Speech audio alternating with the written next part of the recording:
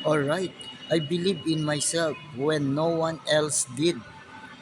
So sana ganyan lahat ng mindset natin na kahit anong pinagdadaanan natin, naniniwala tayo na kaya natin. Okay? What you think you become, what you feel you attract, what you imagine you create. Alright, napakagandang message nito.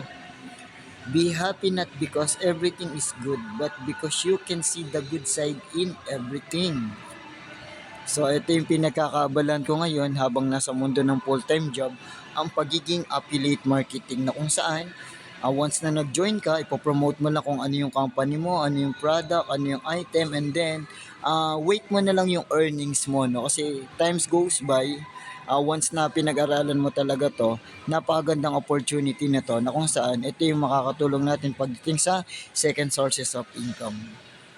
Kung online ka lang din naman sa Facebook, bakit hindi mo pa sabayan ng business? So kaya nga, ito yung ginagawa ko habang nasa full-time job, habang nasa Facebook tayo, pwede natin gawin tong business na to. Kasi itong business na to, napakaganda, napaka-convenient.